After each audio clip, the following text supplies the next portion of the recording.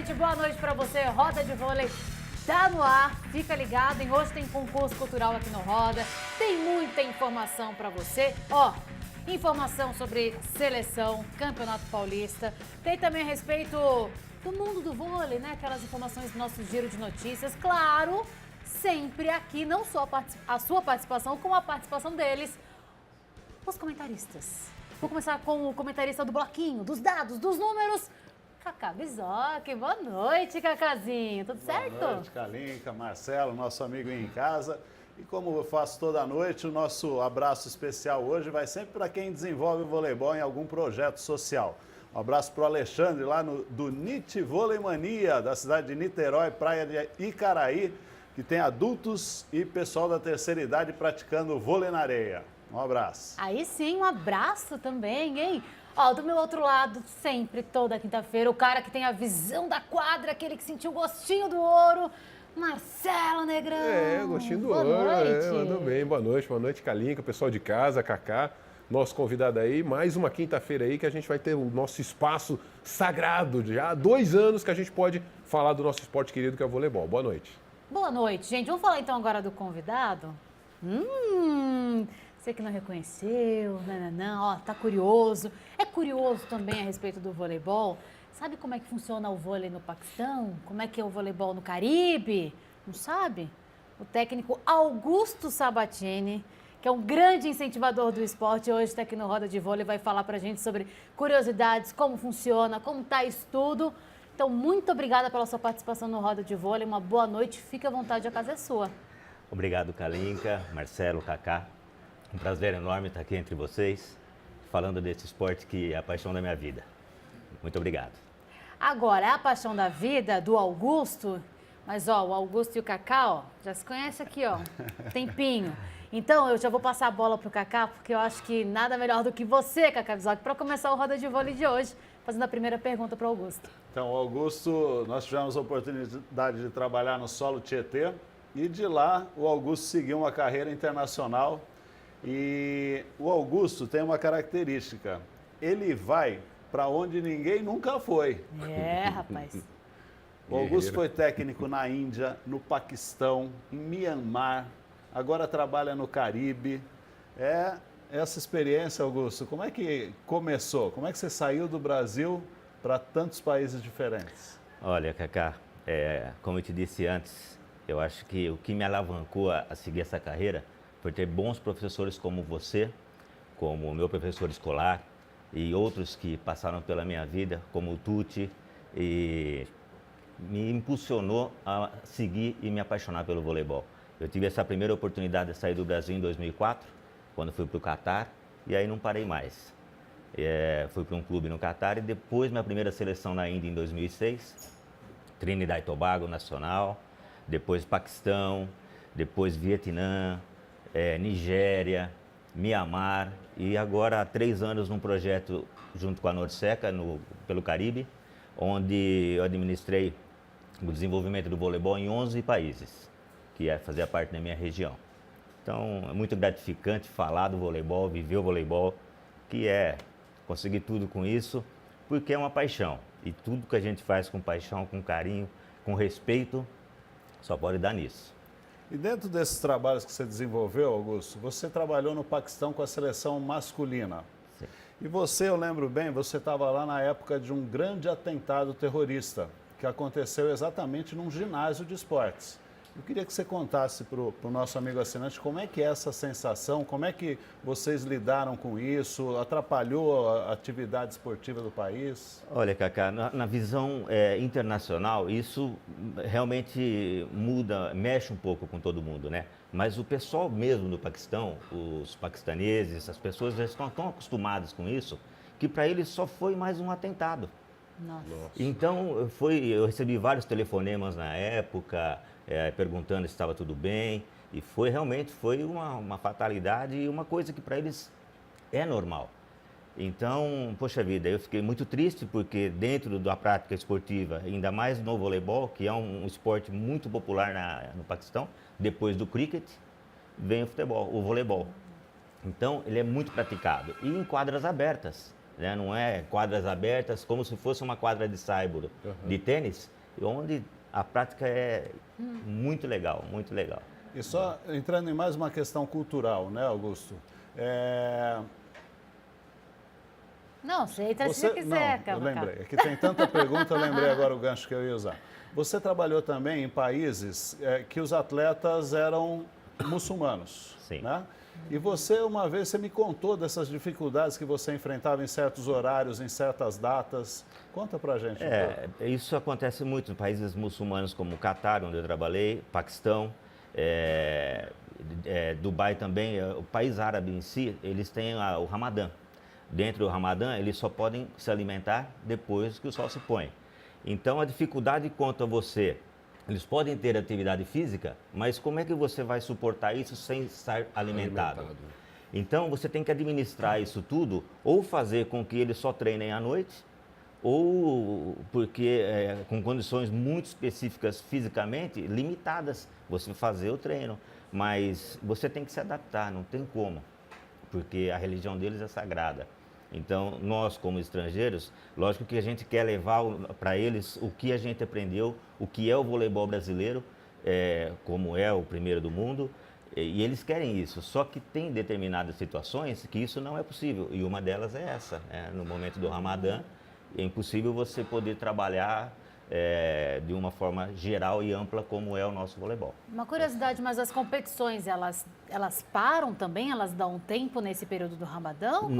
Não, elas não dão tempo mesmo porque os jogos são à noite. Então, praticamente, as atividades os treinos são em dias que não há treinos, não há jogos, e os jogos vão à noite, de 8 às 10, 11 horas da noite, e isso rola normalmente. Entendi. Show de bola. Marcelo Negrão. Augusto, você sendo brasileiro e o Brasil ganhando sempre, né? Nas Olimpíadas, indo muito bem. Tem essa cobrança também? Poxa, tá vindo um técnico brasileiro aí, agora a coisa vai. Sim. E aí? O Brasil, ele tem isso, né? Ele abriu portas pelo que vocês fizeram, outros fizeram lá atrás. E esse boom do Brasil ser o primeiro do mundo, ser ranqueado o primeiro do mundo, tanto no masculino quanto no feminino em alguns momentos, isso abriu portas para vários treinadores. Então, quando eles querem um treinador brasileiro, eles esperam muito desse treinador. Espera você ser vencedor. Né? Exatamente. E isso acontece algumas vezes, outras não. Porque você pega determinadas situações que você vai para um país, um exemplo, o Vietnã, a alimentação é muito à base de peixe, não tem muita gordura. Então, a parte alimentar já é um pouco mais diferente do que a nossa. Biologicamente, isso interfere muito. Então, você tem que analisar, ver Mas é uma porta que se abriu e que os treinadores brasileiros são muito valorizados. Hoje nós temos vários treinadores aí dirigindo várias seleções nacionais. Temos aí o Rizola na Colômbia, sim. o Luiz Omar no Peru, o Marcos na República Dominicana. na República Dominicana, o Marcos Pinheiro foi quinto lugar com o Egito no Mundial Sub-23. Exatamente. Bacana. Então, é isso aí, porta aberta e trabalho. E o que acontece é o seguinte, muitos dos casos a gente acaba não voltando para esses países porque a gente acaba educando os treinadores locais a seguirem esse caminho, esse planejamento que a gente traçou. Acaba deixando um legado, então. Exatamente. Por quê? Porque o grande problema que eu vejo nesses países é a falta de planejamento. Eles não têm um planejamento, né?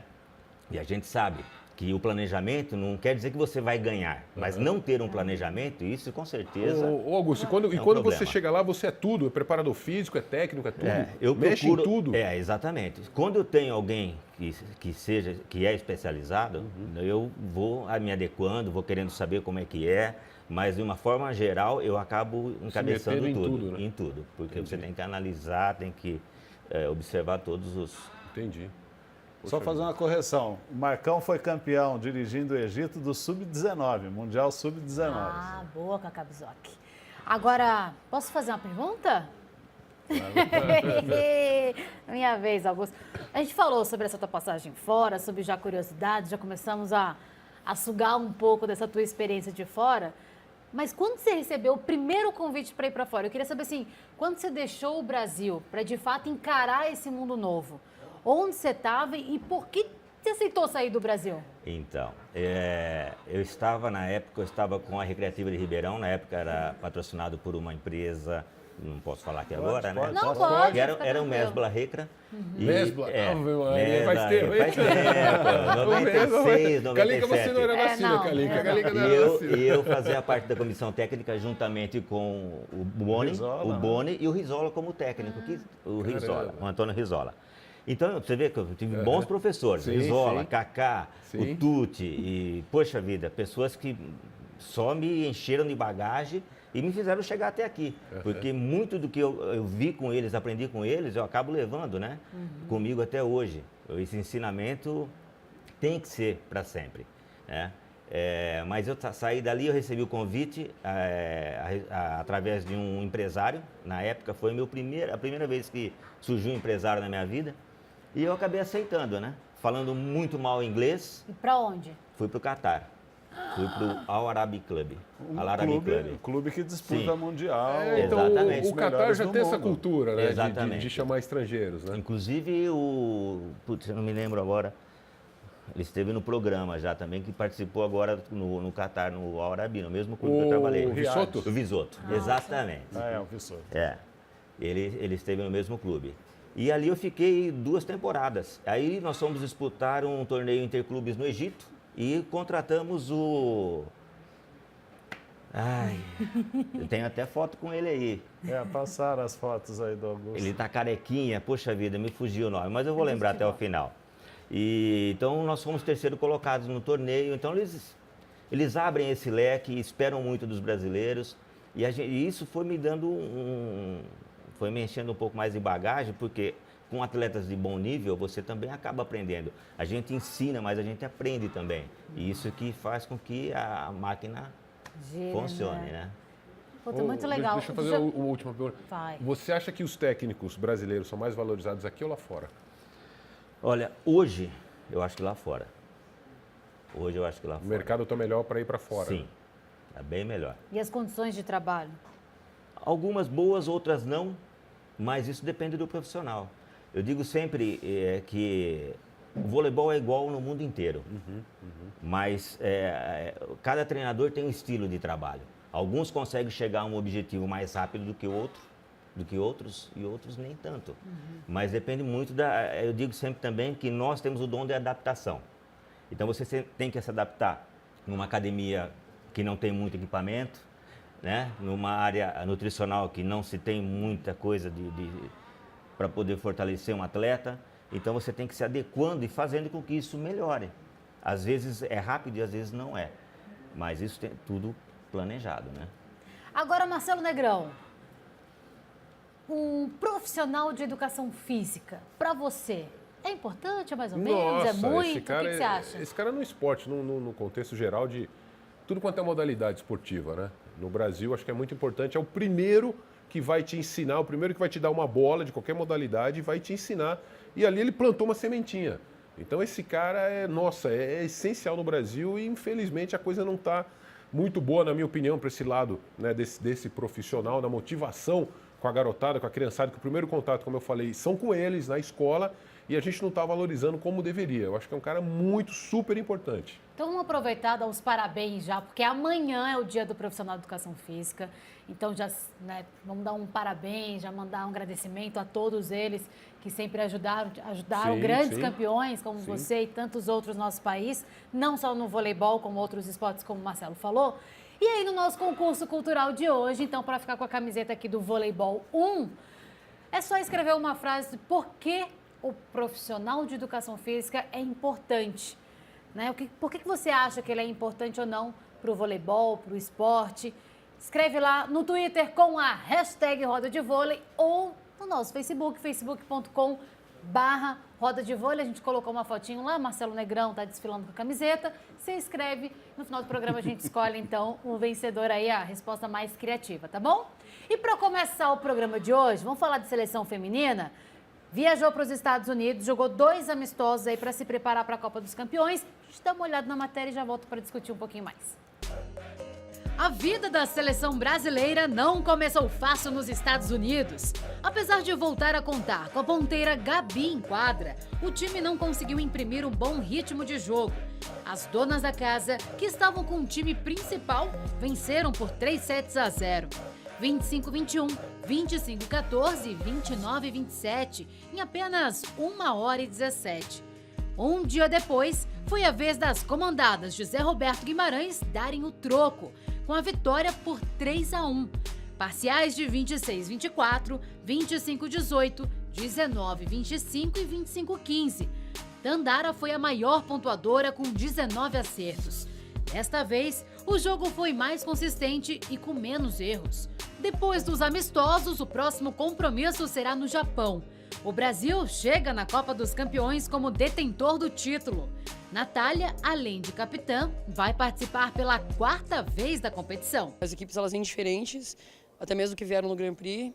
Então, assim, a gente sabe que vai ser mais difícil, então vai ser mais uma prova que a gente vai ter que passar, mais um desafio grande aí, e é bom pra gente, né? Como a gente ainda tá no início, assim, apesar de ser o último campeonato que a gente tem aí com a seleção, a gente tá no início de um ciclo, então pra gente é muito bom, assim, até mesmo jogar contra, como acho que as jogadoras mais velhas dos outros times estão vindo, então vai ser uma experiência muito boa, assim, até mesmo para as meninas que nunca jogaram. A Copa acontece sempre no ano pós-Olimpíada. E pro Brasil, as alterações na equipe não param.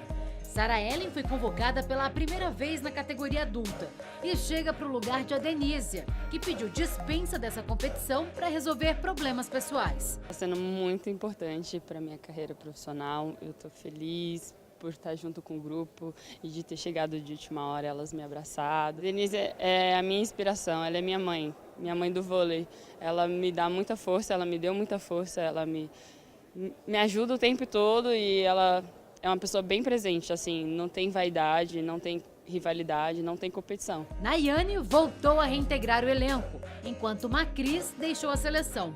Um troca-troca que começou no início do ano. A Nayane participou de 2 fases do Grand Prix. A Macris jogou a 3ª, jogou a fase final, jogou o Sul-Americano. E agora é a vez da Nayane jogar a Copa do Mundo, a Copa dos Campeões. Então era uma coisa já estipulada para tentar dividir igualmente a participação das 2 levantadoras, né, nessa forma. Não, acho que é importante, né? Foi tudo conversado. A gente está num ano que precisa passar por isso. Eu também preciso da minha experiência. Foi bom que eu pude voltar para o clube, conhecer as meninas e também agregou para mim, né? E agora voltando, eu estou muito animada também de poder estar voltando esse ano, né, com tantas vitórias. E esses amistosos vão ser importantes, justamente pelo time dos Estados Unidos estar completo, a gente poder encarar eles e apesar de ter jogado, não era o time completo, mas de qualquer forma é experiência, a gente precisa evoluir. A Copa dos Campeões começa no dia 5 de setembro no Japão. E pela primeira vez na temporada, o Brasil enfrentará a Coreia do Sul, que foi convidada para o torneio, e a Rússia, campeã europeia. Então nós vamos lá ter a Goncharova, a Kosheleva, o time deve estar completo, né? E para a gente é bom, porque o que é importante? A gente ser testado, a gente passar por dificuldades, a gente entender onde é que a gente tem que seguir, onde é que a gente tem que melhorar. Mesmo com a recém-reformulação, o Brasil venceu as 3 competições que participou: Montreux, Grand Prix e o modesto Sul-Americano. Agora Zé e as comandadas vão atrás do último título do ano. Depois estarão todas liberadas para retornarem aos clubes. Para a gente vai ser um grande desafio, uma grande experiência. Então acho que mesmo se a gente não conseguir a vitória de repente, assim que eu espero, né, que a gente consiga, nesses amistosos, para a gente vai ser muito bom, porque é o que o time está precisando. O time está precisando rodar, está precisando jogar. E quanto mais jogos difíceis a gente tiver pela frente, independente de resultado, para a gente vai ser ótimo. Vamos falar do que aconteceu. O Brasil viajou para os Estados Unidos, 2 amistosos contra os Estados Unidos, com as grandes jogadoras também lá. E aí a gente começou a ter alguns problemas. Claro, a seleção brasileira também, ela passou por algumas alterações, mais algumas, né? A Drusila está disputando o Mundial Sub-23, então não viajou junto com a seleção. A Denísia pediu a dispensa, a gente comentou no último programa, né? Ela quer discutir, não, quer resolver alguns problemas pessoais, quer aproveitar um pouco mais a família antes de voltar para o exterior. Então, no lugar da Denísia, entrou a Sarah Ellen, né? E essa nova equipe, então, viajou com o Zé Roberto para esses 2 amistosos, Cacá. O primeiro amistoso a gente acabou perdendo por 3-0, inclusive umas parciais bem diferentes, em 25-21, 25-14 e 29-27. Então, perdeu o primeiro jogo contra os Estados Unidos por 3-0, depois conseguiu se recuperar e vencemos por 3-1. E aí as parciais de 26-24, 25-18, 19-25 e 25-15. Nesse um grande destaque para Tandara aí, que marcou 19 pontos. Cacá, vamos falar sobre essas alterações, peças para o Zé Roberto, testes, porque vem Copa dos Campeões por aí, né? A Copa dos Campeões é o principal campeonato próximo, para isso que o Brasil está se preparando, inclusive respondendo a pergunta da Marisa Moraes de Souza, nossa assinante, que me cobrou uma resposta sobre a seleção brasileira, se a Gabi tem lugar. Gabi tem lugar dela sim, vai brigar ali pela posição, é importante para o grupo, mesmo que não faça parte das titulares nesse primeiro momento, acho que é uma jogadora que o Zé Roberto espera contar para o restante do ciclo olímpico. E outra mudança também, Kalinga, que eu acho que é bem importante, Nayane e Juma como levantadoras, né? Então a experiência aí do Zé Roberto com duas levantadoras aí que que não tiveram tantas oportunidades. E esses amistosos servem exatamente para isso, para mudar formações, colocar gente que não tem jogado muito. Acho que uma vitória e uma derrota está de bom tamanho. Com certeza. Agora, o Zé, inclusive, na matéria, ele fala sobre o porquê a Nayane voltou, por que saiu a Macris, né? A gente vê que tem essas alterações durante todo o ano. E aí ele falou o seguinte, olha, no começo do ano a gente acordou que íamos intercalar entre as duas jogadoras. Então, desde o Montreux foi uma, depois a segunda fase do Grand Prix foi outra. Então, existem essas alterações entre elas. Agora, a Nayane viajou para fazer esses 2 amistosos e viaja também depois para o Japão para jogar, de fato, a Copa dos Campeões. Agora, Marcelo, para o jogador, você que é o cara da quadra, né, vai disputar um amistoso, a seleção está um pouquinho já mexida, porque tem essas peças que trocaram, mas para a Copa dos Campeões, o quanto é importante isso para um jogador, não é tão importante? O que de fato esse campeonato significa? Olha, a gente já falou isso, acho que num outro programa anterior, 2 programas para trás, que o jogador é fominha. O jogador quer jogar o tempo inteiro, ele não quer ficar de fora em momento nenhum. E sempre fica uma pulguinha atrás da orelha quando o treinador chega para você e fala assim, dessa vez você não vai, você vai ficar aqui, vai fazer, né, uma parte física, vai se cuidar um pouco mais. Você fica um pouco meio, né, ressabiado, poxa, será que, né, tô cortado, o que está acontecendo? Mas o jogador ou a jogadora quer estar dentro de quadro o tempo inteiro, seja amistoso, né, seja qualquer outra competição, faz força e treina para justamente estar ali, né? Mas é lógico, né? Vendo da parte do contexto técnico do Zé Roberto, ele está colocando todas as jogadoras para ver que está, né, na melhor condição, dando ritmo para todas para depois definir o time melhor. Mas como jogador, isso aí é complicado. Ó, vamos falar então agora da Copa dos Campeões, que de fato as meninas vão disputar daqui a pouco. O torneio começa no dia 5 de setembro, vai até o dia 10. E a diferença é que o Brasil dessa vez vai enfrenta 2 seleções que ainda não atuam nessa temporada, que é a Coreia do Sul, que foi convidada para participar da Copa dos Campeões, e a Rússia, que vai completa e que o Zé Roberto sabe que vai ser uma grande dificuldade, né, Cacá? Exatamente. E só uma observação, quem está acostumado com a Copa dos Campeões, esperando sair os campeões continentais e tal, mudaram o formato. São convites, né? Tanto que a gente não vai esperar o europeu, o asiático acabarem para ter os participantes. Então, as 2 seleções que a Kalinka falou, o Brasil tem alguma dificuldade histórica aí de jogar contra a Coreia, não é fácil. Não foi muito bem no Grand Prix, o grupo 2, mas é uma adversária forte, principalmente com a Kim, que é uma das melhores do mundo. E a Rússia, que também está em reformulação, mas a gente ainda não jogou. Então sempre é um problema você enfrentar, ainda na primeira rodada, uma equipe que você ainda não pegou anteriormente. Agora o masculino, vamos falar só do feminino, né? Mas o masculino, a disputa acontece entre o dia 12 e o dia 17 de setembro. Joga em Nagoya contra a França, começa o primeiro adversário, e o Brasil estreia já contra a Rússia. Dá para começar no fogo ali, né? Pauleira, né? Na pauleira. E aí os meninos começam contra a França. E aí, Cacá Bizoc, vamos falar um pouquinho do campeonato europeu? Porque a gente mudou o formato, mas umas bombas e umas zebras aí, um zoológico inteiro surgiu nesse campeonato europeu. Exatamente, o europeu rolando. Hoje foram os jogos das quartas de final. A França, campeã da Liga Mundial, já tinha caído fora nas oitavas. E a gente teve hoje a desclassificação da Itália, vice-campeã olímpica, perdeu, está fora. A Polônia também, última campeã, está fora das finais do europeu, das semifinais do europeu. A gente tem a decisão das semifinais entre Sérvia e Alemanha e Rússia e Bélgica. A Bélgica é a grande sensação do europeu. Foi ela que bateu a França na primeira fase. E hoje, 3-0 sobre a Itália. Tchau, Itália. Bélgica na semifinal. Mas olha só, Cacá. Tem um torneio que todo ano tem, eu não sei se continua, mas geralmente continua tendo, que é no dia 31 de dezembro na Bélgica. Fui 2 vezes seguida para esse torneio, o time na época eu jogava em Suzano, e Suzano era sempre convidado para jogar. No dia 31 de dezembro, imagina, sei lá, comemorando e tal, e a gente lá jogando. E é uma torcida enorme, lota o ginásio, e os caras da Bélgica realmente prometem. Acho que demorou para começar a Bélgica a crescer no voleibol, né? O que parece, estão começando a aparecer agora, né? E esse ano quase chegou nas finais da Liga então. Mundial. Antes da gente passar aí para um próximo assunto, a gente sempre fala bastante do Ngapé aqui nesse programa, né? E os franceses agora mostraram, hein, Marcelo Negrão, quanto dependem também. O Ngapé estava machucado, não participou de todos os jogos completos, né? Até entrou no último jogo, mas não conseguiu fazer uma diferença total. Ele é a alma, agora ele é a alma do time, né? não pode, né? Ele é a alma.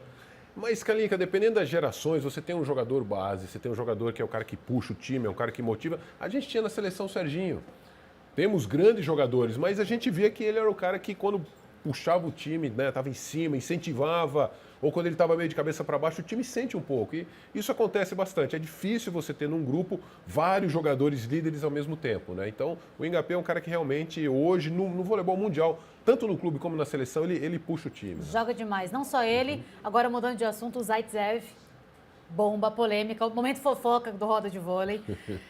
Seleção da Itália teve polêmica, hein, Cacá Bizoc? Você ficou sabendo? Você me contou, eu não Te sabia, contei, não. né? Gente, seleção fechou com uma marca patrocinadora do elenco, né? E o Zaitsev se recusou a utilizar a marca do calçado, a marca do Mas do isso já é uma tênis, briga né? velha, mas vai contando, E vai aí, contando. não, e aí que agora tá aquele climão, né, É. dele atuar ou não com a seleção, claro que continua sendo Então, convocado. Kalinka, Sempre teve isso, Marcelo. sempre Você se teve recusou isso. já Sempre, de alguma coisa? Já me recusei, porque é o seguinte, meu pé é 48, tá? Então, o que acontece? Muitas vezes o patrocinador não tinha esse número. E aí, o que os caras me obrigavam a fazer? Arrancava a etiqueta daquele tênis que eu usava para grudar a do patrocinador da equipe. Só que, às vezes, e é uma coisa, hoje não, tá? Mas, na época, o material do determinado tênis que eu usava era muito superior, era muito melhor. E o nosso aqui era problemático. É o que E o aí Zaitsev alega também. ficava aquela briga, né? Poxa, eu vou usar, mas eu não vou usar, mas pô, vai comprometer meu rendimento. E era uma briga eterna, entendeu? Eterna. E sempre dava muito rolo nisso daí. Material esportivo, nos lugares todos que você passa, ok. Não, bem difícil, viu? Antes tivesse patrocinador, né, Antes tivesse lá todos os tênis diversificados, não haveria problema nenhum. Mas tem alguns lugares que é bem crítico, viu? Inclusive, dei meu tênis para jogador, atleta poder treinar. Dificuldade. Mas, por paixão ao esporte, a gente acaba, né? Porque é meio complicado. A gente já volta para falar muito mais. Não sai daí, já para um rápido intervalo. Muita informação para você a respeito de voleibol, hein? Não sai daí.